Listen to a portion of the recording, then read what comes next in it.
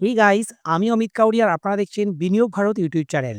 আজকের ভিডিওতে আমরা বাজেট 2026-27 যেটি ফিনান্স মিনিস্টার নির্মলা সীতারামন 1 ফেব্রুয়ারি 2026-এই তারা পার্লামেন্টে প্লেস করে দিয়েছে। এই বাজেটের আমরা টপ 10 হাইলাইট দেখে নিই। কোন কোন সেক্টরে বেশি পরিমাণে ক্যাপিটাল এক্সপেন্ডিচার করছে, কোন সেক্টরের গ্রোথ আগামী দিনে আমরা বেশি দেখব, কোন কোন সেক্টরগুলি আপনারা যদি ওয়াচ লিস্টে রাখেন সেই সেক্টরের দিগ্গজ কোম্পানিগুলি এখান থেকেও কিন্তু অনেক গুণ রিটার্ন আপনাদেরকে জেনারেট করতে পারবে। তবে বন্ধুরা, ভিডিও শুরু করার আগে একটা ডিসক্লেমার দিয়ে রাখি, ভিডিওটি সম্পূর্ণ আমি এডুকেশনাল পারপাসে করেছি। এই ভিডিও থেকে কোনো স্টকের ব্যাপারে যদি আমরা আলোচনা করি, সেটিকে কোনো রকমের রেকমেন্ডেশন বা ইনভেস্টমেন্ট টিপস হিসেবে নেবেন না। তাহলে আসুন ভিডিওটি শুরু করা যাক। প্রথমেই দেখব যে গভর্নমেন্ট 12.2 লাখ করোড়ের পাবলিক ক্যাপিটাল এক্সপেন্ডিচার করছে। সেটি কিন্তু পাবলিক সেক্টর এন্টারপ্রাইজগুলিকে যদি আমরা মিলিয়ে দিই, সেক্ষেত্রে দেখব যে 17 লাখ করোড়ের টোটাল ক্যাপিটাল এক্সপেন্ডিচার হবে। Freight corridor, waterways, high speed rail, city economic region, এই সমস্ত সেগমেন্টে গ্রোথ দেখতে পাবো। আর অনেক বেশি ক্যাপিটাল এক্সপেন্ডিচারও হবে এই সমস্ত সেগমেন্টে। সেই জন্য আপনারা ইনফ্রা, সিমেন্ট, ক্যাপিটাল গুডস এই সমস্ত সেক্টরে মাল্টি ইয়ার্ডে একটা ডিমান্ড ভিজিবিলিটি দেখবেন। আর এই সেক্টরের লিডিং কোম্পানিগুলিকেও আপনারা ওয়াচ লিস্টে রাখবেন। সেকেন্ডে দেখব ম্যানুফ্যাকচারিং পুশ আনা হয়েছে 7টি ফ্রন্টিয়ার সেক্টরের জন্য। সেক্ষেত্রে ISM 2.0, biopharma, rare earth, chemical, textile এই সমস্ত সেক্টরে অনেক বেশি ক্যাপিটাল এক্সপেন্ডিচার করা হবে। গভর্নমেন্ট এক্ষেত্রে বাজেটারি সাপোর্টও দেবে এই সমস্ত সেক্টরগুলিকে। Electronic ecosystem, biologics, mineral security, chemical parks, mega textile parks এই সমস্ত সেগমেন্টে আমরা অনেক বেশি গ্রোথ দেখতে পাবো। 3 নম্বরে দেখব MSME liquidity reform. TReDS mandatory করা হয়েছে ফর সিপিএসই পারচেসেসের জন্য। আর যখনই আমরা দেখব যে এমএসএমই সেগমেন্ট থেকে সেন্ট্রাল পাবলিক সেক্টর এন্টারপ্রাইজগুলি বাই করবে বিভিন্ন রকমের ইকুইপমেন্ট বা মেটেরিয়াল, সেক্ষেত্রে তারা একটা ক্রেডিট ফ্লো খুব সহজেই দেখতে পাবে। আর অনেক তাড়াতাড়ি তারা কিন্তু পেমেন্টও পেয়ে যাবে। এই ট্রেডস সিস্টেমটি কিন্তু গভর্নমেন্ট লঞ্চ করবে। আর এখানে ইনভয়েস ডিসকাউন্টিংয়ের সুবিধা পাওয়া যাবে। জেমের ক্ষেত্রে এটা লিঙ্কেজ করা হচ্ছে। সেন্ট্রাল গভর্নমেন্ট একটা এমএসসি গ্যারান্টি স্কিমও আনবে এই ট্রেডসের ক্ষেত্রে। এক্ষেত্রে এমএসএমইর ক্যাশ ফ্লো বেড়ে যাবে। ব্যাংক এবং এনবিএফসির ক্ষেত্রেও আমরা অনেক বেশি গ্রোথ দেখতে পাবো। আর এমএসএমই সেক্টর যেহেতু ইন্ডিয়ার ইকোনমির ব্যাকবোন, তারা যদি খুব সহজেই পেমেন্ট পেয়ে যায় এবং তাদের যদি ক্রেডিটের ফ্লো অনেক বেড়ে যায়, তখন আমরা দেখব যে ইন্ডিয়ার ইকোনমির গ্রোথও অনেক গুণ বেড়ে যাবে। আর 4 নম্বরে দেখব 20,000 করোড়ের কার্বন ক্যাপচারের একটা স্কিম আনা হচ্ছে, যেটি কিন্তু স্টিল, সিমেন্ট, রিফাইনারি এবং কেমিক্যাল সেক্টরের জন্য অনেক পজিটিভ একটা বুস্টের কাজ করবে। Government fund green compliance. আর পলিউশন কন্ট্রোল যত বেশি পরিমাণে হবে, যত বেশি পরিমাণে কার্বন এমিশন কমবে, তখন আমরা দেখব যে ফরেন ইনভেস্টমেন্টও হবে এই সমস্ত হেভি ইন্ডাস্ট্রিগুলিতে। এক্সপোর্ট কম্পিটিটিভনেস বেড়ে যাবে। তাদের প্রোডাক্টের কিন্তু বাইরের মার্কেটেও অনেক বেশি ডিমান্ড বেড়ে যাবে। 5 নম্বরে দেখব SEZ unit can sell to DTA at concessional duty. মানে এসইজেড ইউনিটগুলি আগে শুধুমাত্র এক্সপোর্ট মার্কেটেই তারা কাজ করত। যখন এক্সপোর্ট আইডল হয়ে যাবে, যখন তাদের ফ্যাক্টরিতে খুব বেশি আর ম্যানুফ্যাকচারিং হবে না বা এক্সপোর্ট অর্ডার তারা খুব বেশি পাবে না, তখন তারা ডোমেস্টিক মার্কেটেও কিন্তু তাদের প্রোডাক্টের সেল বাড়াতে পারবে। সেক্ষেত্রে তারা একটা কনসেশনাল ডিউটিতেই প্রোডাক্টগুলি সেল করলে মার্কেটে তাদের প্রাইসও অনেক কম্পিটিটিভ হয়ে উঠবে এবং তাদের প্রফিটেবিলিটি অনেক গুণ বেড়ে যাবে। সেই জন্য কিন্তু ইএমএস এবং ইলেকট্রনিক ম্যানুফ্যাকচারার এই সমস্ত সেগমেন্টের গ্রোথ আমরা আগামী দিনে অনেক বেশি দেখব। আইটি ডেটা সেন্টারেও কিন্তু একটা ট্যাক্স হলিডে আনা হয়েছে টিল 2047। আর একটা হচ্ছে সেফ হারবার 15.5% এর একটা বেনিফিট দেওয়া হবে আইটি সার্ভিস ইন্ডাস্ট্রিতে।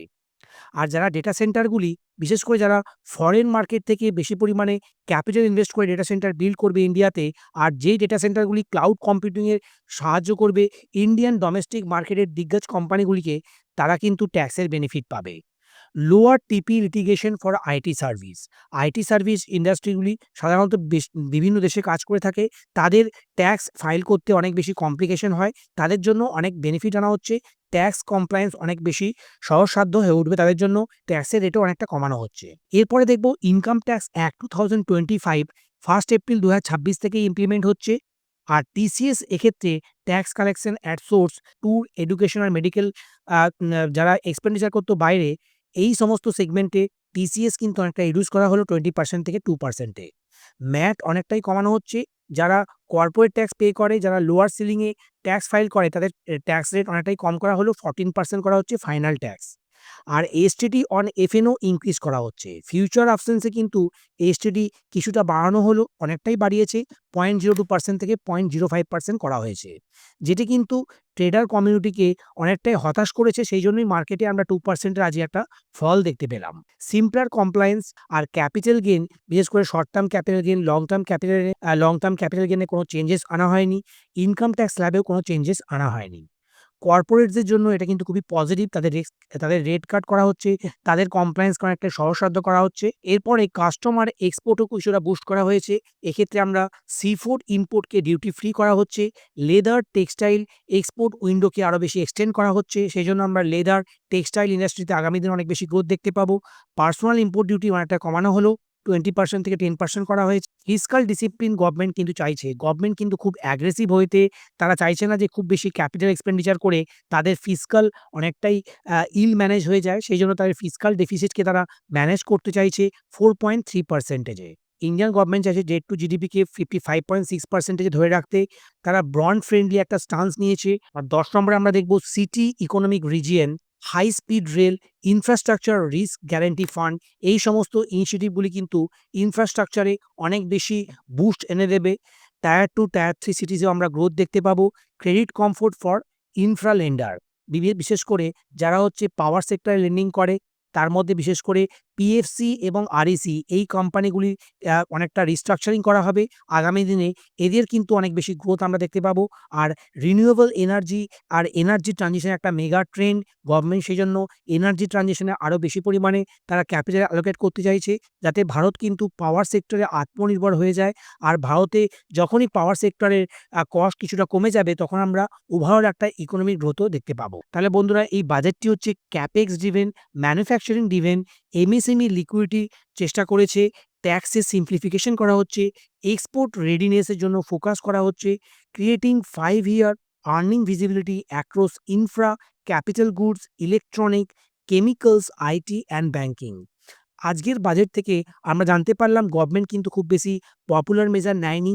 এক্ষেত্রে কিন্তু কোনো রকমের ইনকাম ট্যাক্সে ফার্দার রেট কাট করা হলো না, কোনো রকম ক্যাপিটাল গেইন ট্যাক্সের বেনিফিট দেওয়া হয়নি। উপরন্তু সভরেন গোল্ড বন্ডে আমরা দেখেছি যে আগে সভরেন গোল্ড বন্ডে কোনো রকমের ট্যাক্স দিতে হতো না, মানে ক্যাপিটাল গেইন ট্যাক্স নীল ছিল।